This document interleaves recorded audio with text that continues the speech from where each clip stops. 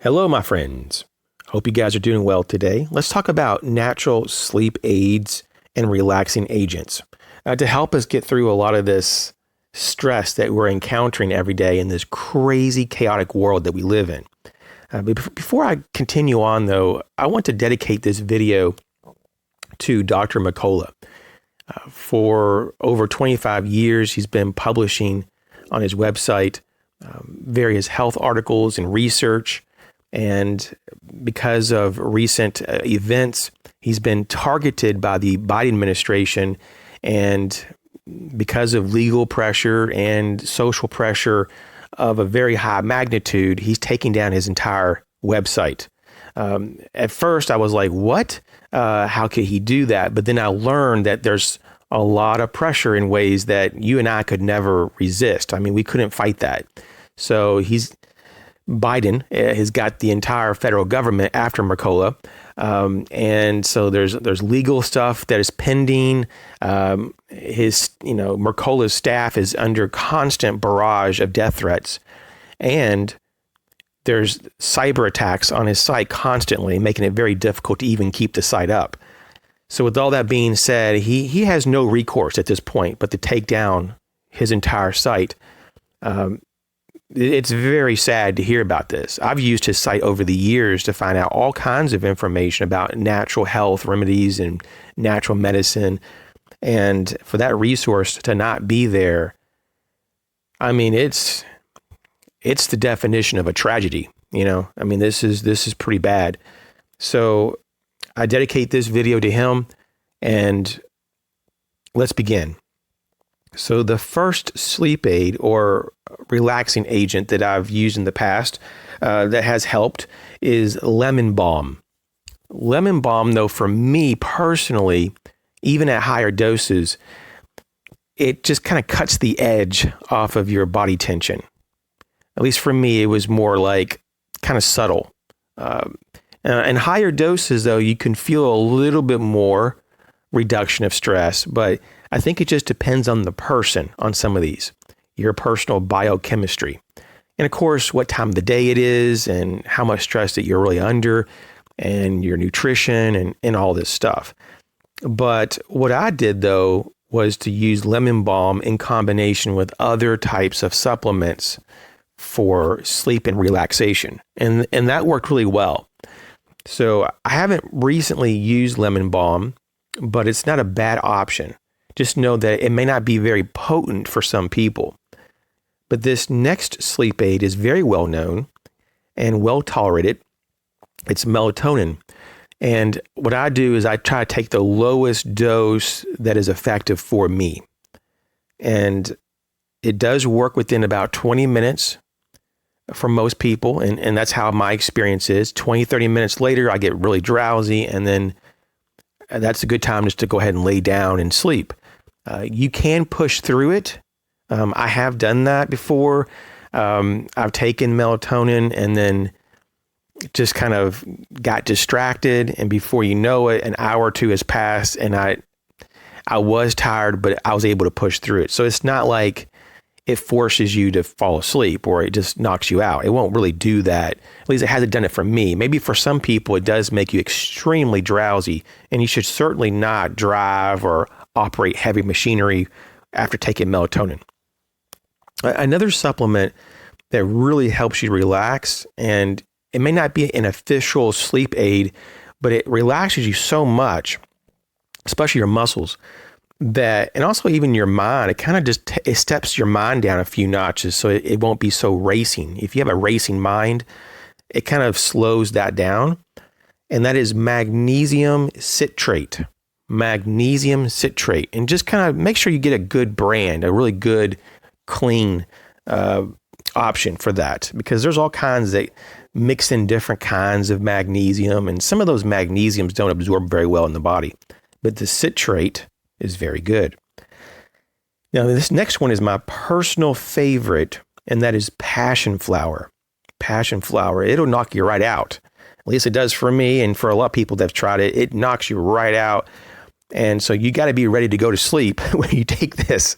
But passion flower, I mean, wow, it's potent, and you almost really don't need to put it with anything else. But if I want to really sleep super fast, I take a low dose of melatonin with passion flower and I'm gone. And I can pretty much guarantee an 8 to 9 hour sleep window when I do that. That's how powerful it is. So I highly recommend you to try passion flower. But at first, just take the lowest dose that you can find. And if you need to add more, you can. And that's kind of the thing for all of this. You want to take the lowest dose that's effective. The next supplement for helping you to get some sleep is Valerian Root. Now, this is typically used for people who have anxiety and stuff, but you can certainly use it for sleep. It's not going to make you super drowsy, but it'll really kind of relax you enough and just kind of take some of the mental anguish or mental stress, and make things seem a lot better than it is. Or at least it'll kind of help you, once again, just like passion flower and even lemon balm, it kind of slows a bit of your racing thoughts. And even magnesium, once again, does that as well in higher dosage. But valerian root, for some people, it's just kind of a subtle effect unless you take more of it. But for some people, if you take too much, you can have kind of the opposite desired effect. And the same thing goes, though, for melatonin. If you take too much melatonin, it can actually keep you awake. So there are doses that are appropriate for you, and there's doses that are not. So if you overdo some of this, you might have a negative effect that it just keeps you up. Or it can make you kind of feel a little wired, I haven't personally found that to be the case. At the most that I've found, when I've taken just a little too much, it just makes it a little bit more difficult to fall asleep. CBD oil. Now, I haven't personally tried this one, but I'm bringing it up because it's like everyone I know, pretty much friend-wise, has taken this and tried it. And it seems like it works. It's not like a really strong sleep aid from what I hear, but it really kind of chills you out and it relaxes your body. So that can really help you get into sleep. Just like the next one, Kavakava. Now, I took this when I was in school, when I was in college, when I was kind of stressed out, like if there was a big presentation, and just like most people, I don't like getting in front of people. I don't like attention on me, and I don't like it.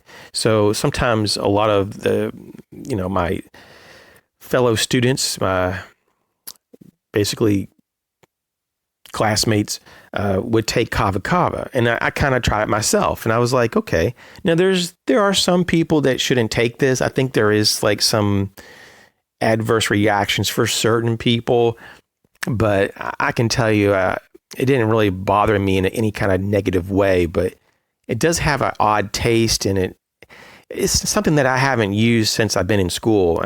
So it may or may not be something for you, but it does kind of just numb you a little bit. Like, I don't know how to explain that, but it just kind of keeps you from getting too worked up over anything.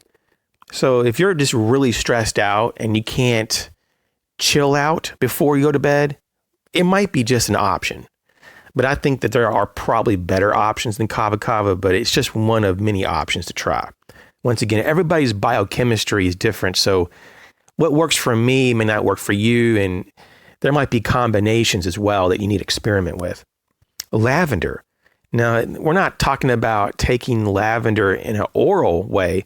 We're talking about just using it as,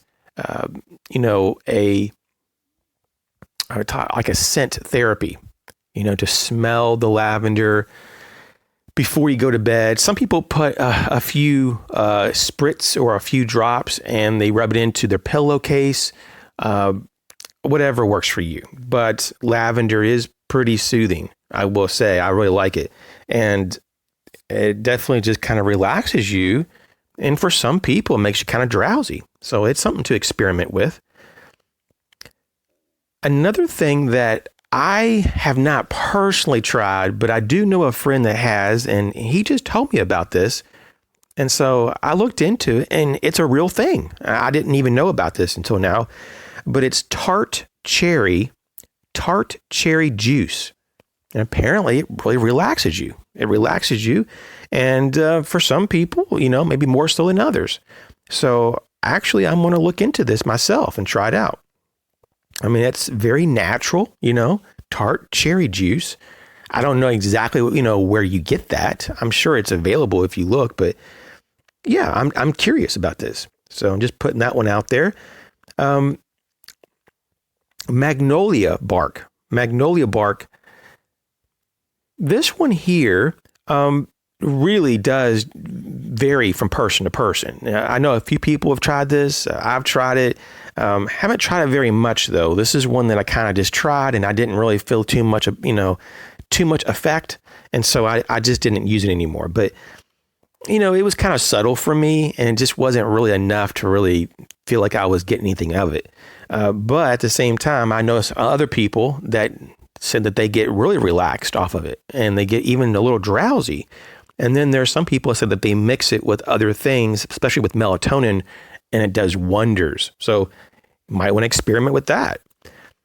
Now, I just want to give you two. I mean, there's like dozens and dozens of supplements I could probably bring up here to say that you would probably not want to take them around bedtime. But I just want to give you two to keep the video short. And that is St. John's wort. St. John's wort really can affect people in different ways to begin with. But even if you don't have any kind of bad reaction with it, you certainly don't want to take it typically before you go to bed.